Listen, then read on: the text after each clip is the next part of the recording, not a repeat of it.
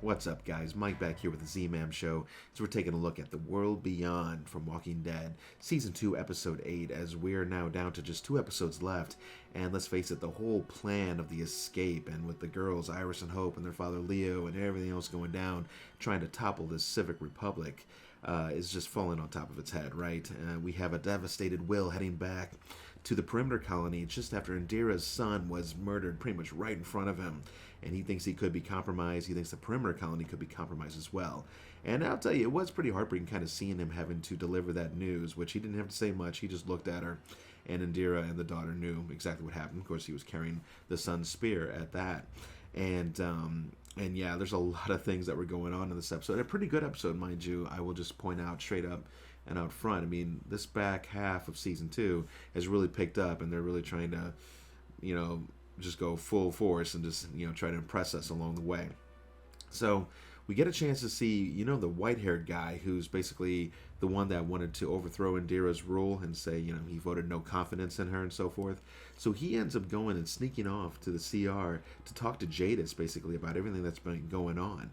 And he's pretty much calling out the perimeter colony. And so Jadis sends a hit crew to go over and pretty much kill the entire perimeter colony, because they find out that the lieutenant colonel was basically giving Indira medical supplies to keep her alive, right? So we find out the lieutenant colonel knew about this, and she didn't even want anything back in return, as we saw in the beginning of the episode. She was like, I'll give this to you, I appreciate your efforts, I like you as a leader, and I want to keep you around for as long as possible. Well, Jadis isn't having this. She thinks it's a misuse of the CR supplies and so forth, and their mandates and whatnot, blah blah blah. And yeah, so they go over to pretty much take them out. Luckily, we had a chance to see Dennis, which, remember, that's Huck's husband, ex-husband slash estranged, if you will. And he shows up with Silas, kind of last minute to tell them about the plan of the escape that's going to be going down. And they arrive just in time. Coincidences, but whatever.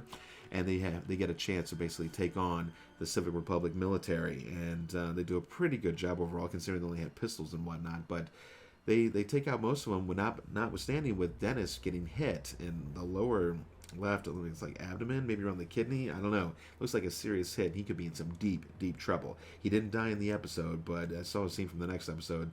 He's laying down and he's not looking good, so we'll have to see where that goes. Furthermore, Huck is doing her best not to get found out by Jadis during all this. And Leo is meanwhile met with all the other scientists inside of the Civic Republic little colony right there, who's basically doing all the research. So they managed to wipe all the drives and take all the information, and they're basically trying to do a little rebellion type deal and basically piece out of there as fast as they can. They lock themselves behind some huge titanium doors or whatever. It appears Jadis is already kind of onto their plan, and I guess is kind of foreseeing things that are going to go down and what happened.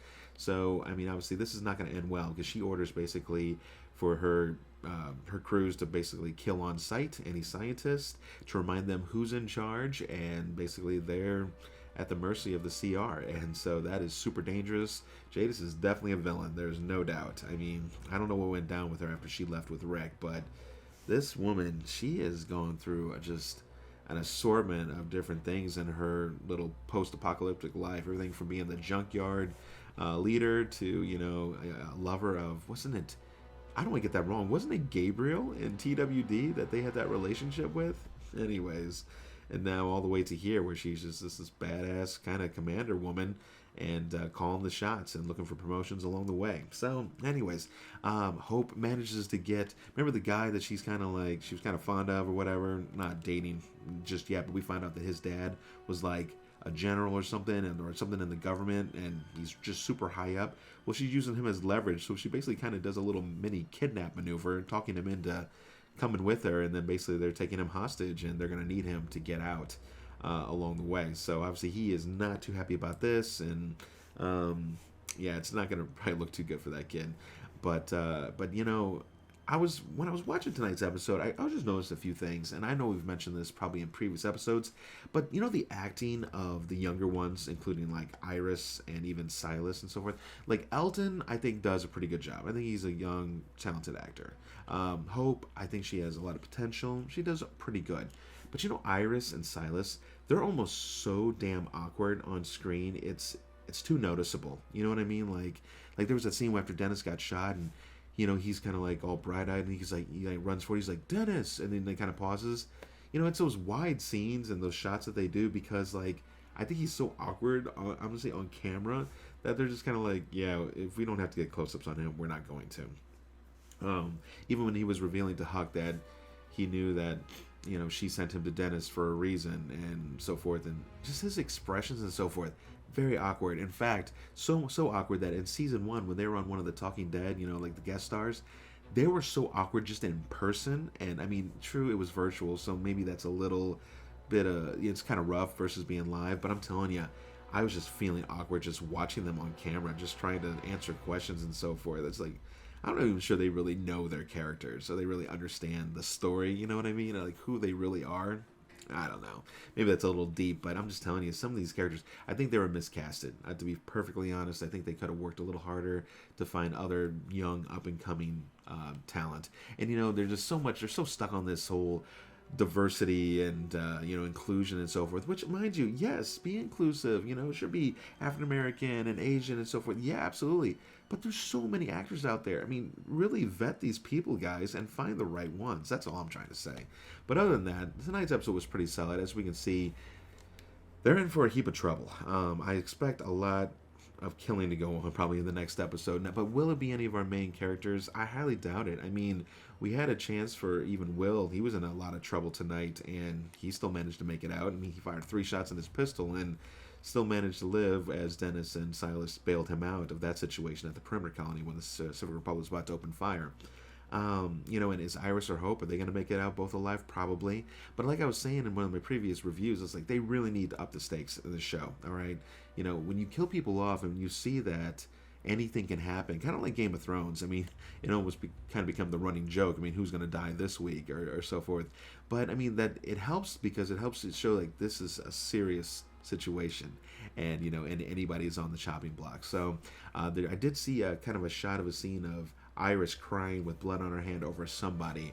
I mean, I could probably guess that Leo is not going to make it out. That would be my prediction. My prediction is Iris and Hope will probably both make it out. I'll tell you this: either Leo's going to go or Hope's going to go. It probably won't be Iris. She'll live. I can already see the plot armor all around her. But either Hope's going to go or Leo in the end. That is my definite prediction there. And as for a few of the others, like Felix and Huck, I would imagine Huck probably doesn't make it out just because she is in so deep in the serious crap. Either Jadis and her are going to have it out or something. I imagine Jadis will probably not make it out either. Maybe some kind of shootout between her and Huck would be my guess. I mean, who knows? There's a lot that could go down. But if there were going to be some of the deaths, those would be my guesses. So I'd love to know who you think is probably going to get next off the show before these last 2 episodes are out. They're coming up quick, guys, so make sure to get out there and put some comments out so we can talk about this before it's too late. So for tonight's episode, I'm going to give a 7 out of 10. I think it was a pretty decent episode once again. The last ones, several, have been pretty cool. Huck, I don't think she's kind of not one of the strongest actresses on the show either, but seeing her take out that white-haired dude who tried to pull a fast one on Indira and the colony, or in the perimeter crew, basically trying to save himself and just being the little rat. I'm glad he deserved that one. So that was a great scene. It was kind of interesting how when Jadis and her crew walked in, like, they didn't question her much more. I mean, Jadis must really, really trust Huck at this point, because last episode, remember I mentioned that I thought that maybe that Jadis was on to Huck and was just kind of acting like she was playing dumb or whatever. But no, I think she actually does believe her. So, like I said, when it goes down between those two, it's probably going to be pretty ugly. They may end up taking out each other. Who knows? It'll be really exciting to see how that goes down.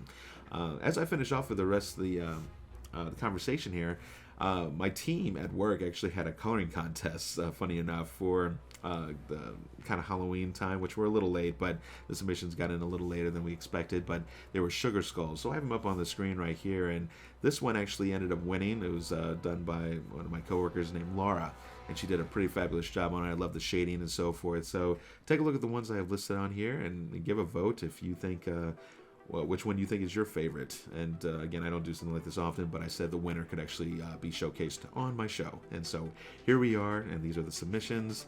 And again, this is the one that I felt was the best. But if you have a different choice, make sure to note there, and I'll make sure to tell my team.